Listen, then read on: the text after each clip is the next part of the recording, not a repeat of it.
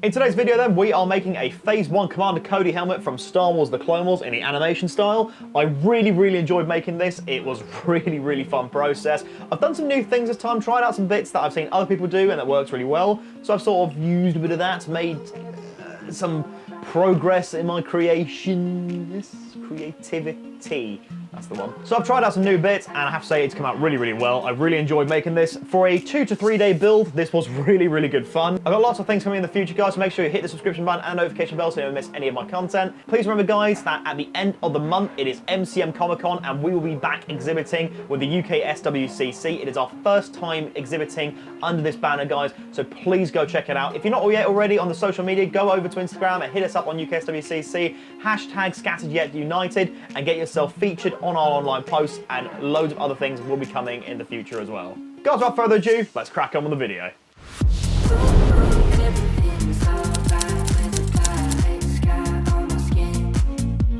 As always then, guys, it started with printing out all the pieces on my trusty Bamboo Lab P1S at a 0.16 layer height this time on the high quality setting, which does mean that the print time does take pretty much double what it normally does. So I finally christened my first 18-hour print doing this, so yay, there's that. But then, guys, it was just a case of gluing everything together. I found out rather annoyingly that No Nonsense don't seem to be doing the two-part glue and activator package anymore, so I've got this new stuff called Meta, and it's pretty good. I have to say, I've had no problems with it so far, so I'll probably be using this more in the future.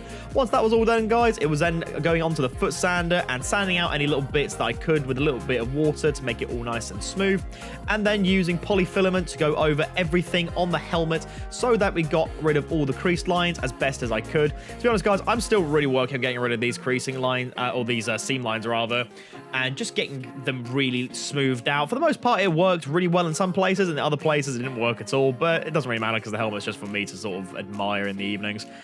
Lol. But anyway, guys, we went over with the foot sand. I have to say this is one of the best tools I currently have in my arsenal right now. I actually took this from MM Prop Shop. She seems to be using this quite a lot, and now I've started using it a lot, and I have to say, yep, it works really well. So, guys, if you haven't got one of these, I highly recommend picking it up. It was then a case of moving on to the priming process, so going over with a nice thick layer of filler primer from Halfords. This stuff is really good. A couple coats of those really does get rid of the seam lines, and then going over again with a bit of sandpaper off camera, just try and smooth it out as much as possible before moving on to a nice flat matte white. Now, I did think about doing this in a slightly glossier white, but in the Clone Wars, most of the clones have this really flat white sort of appearance, so I thought I'd just commit fully to the animation style of paint, so we went on for a few coats of this nice thick white paint, and I have to say it did come out really well. I then wanted to experiment with something a little bit different, which was the yellow that would go on the visor shield and on the top of the helmet. I have to say this completely failed, and you'll see the conclusion I came to in just a moment. So, strangely enough, I just finished doing this little bit here, getting that helmet nice and done, and I was letting the other bits of the paint dry for the like the visor shield and all the bits that are basically yellow, and I found that I had a little bit left of this Montana Gold yellow, and I thought, you know what, I'll try that, because the other yellow just didn't really look very good, so I have done a little bit, and I think that colour works a lot better, so we're going to use that instead and see if it looks any good. So with my newfound strategy of the Montana Gold Yellow, I decided to tape off all the bits that needed to be yellow on Cody's helmet, including with a little bit of a sharp razor to cut out the little stripes out on the front of his chin, and then simply went over the top in a nice thick gold layer. I have to say, this yellow actually came out really nice. In a lot of the artwork I looked at online, it really does differ. The realistic version of Cody's helmet is a very orangey, dark orange colour, and in the Clone Wars, it's a very sort of like washed out yellow. So I decided to commit to a sort of middle ground between the two, and then this yellow that I used up later would end up becoming a lot darker. So actually, it was definitely the right choice, and a lesson learned: don't use the watered down yellow for visor because it looks terrible.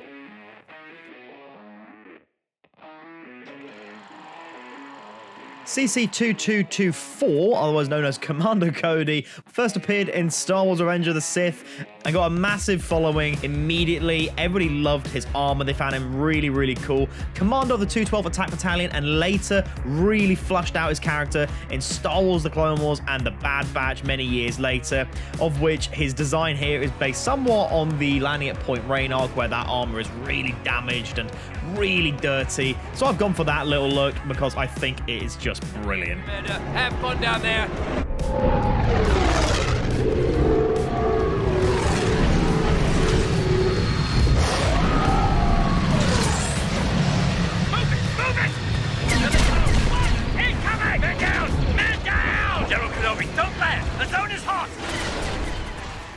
After leaving most of the paint to dry overnight, I was back at it bright and early the next day to do all the details. So we did the grey on the back with my lovely little airbrush. These are really, really good. If you guys ever need to do like really controlled weathering, the airbrush is definitely the way to go. It was really good.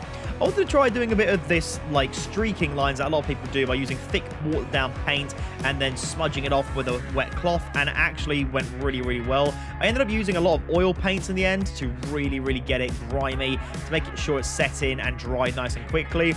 So this is something that I'm definitely going to do on all my future helmets. I really, really like the effect it has. I really, really liked how it all came out. I then went over most of the details with the airbrush again, darkening the areas under the cheeks and also in the recesses and on the panel lines. I also added some scorch marks to the visor and underneath the visor shield where things like mud and grime would get stuck, just by using the airbrush at a really sharp angle, and it came out looking really, really nice.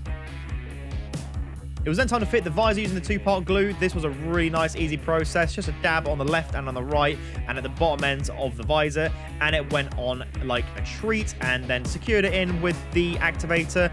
And it is now firmly on there. I have to say, once that was on, I started to get really excited and really happy because it finally started to look like Cody.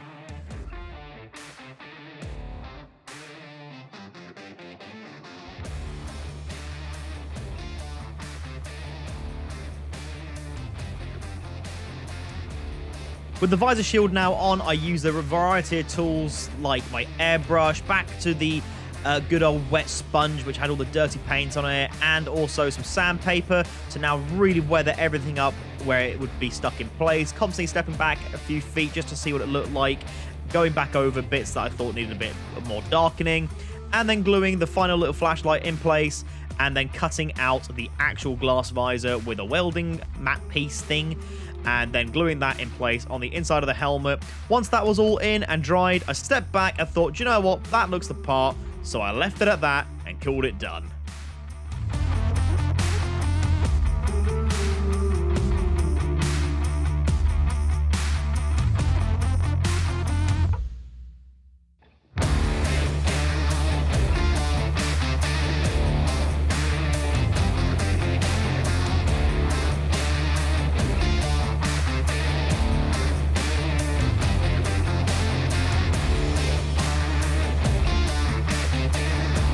It does happen quite a lot in these sort of videos where I do get halfway into making something and just get absolutely bored and want to start making something else.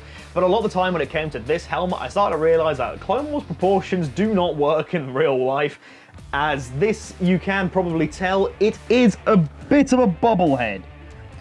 While it looks good, I haven't put any padding inside. While it looks good, I have to say it is extremely difficult to get it to work. I have got like some bits on the inside working fairly well, but I haven't done any padding yet. That being said, I really, really like how it's come out. I mean, that makes it look really big. But I suppose that's about the right proportions. I don't know. I'm looking at my big monitor up there because I can't actually see what I'm looking at otherwise. But guys, I really, really enjoyed making this. So yeah. If you want to find the files to this specific helmet, I'll put them in the link in the description, print them yourself, and send in what you do with it. I think I'm going to have to do a Commander Fox next time. I really, really like the Clone Commander helmets. This one was a bit of a basic file, but you know what? Just for a bit of fun, why not? Guys, thank you very much for watching this video, and we'll see you in the next one. Take care. See you later.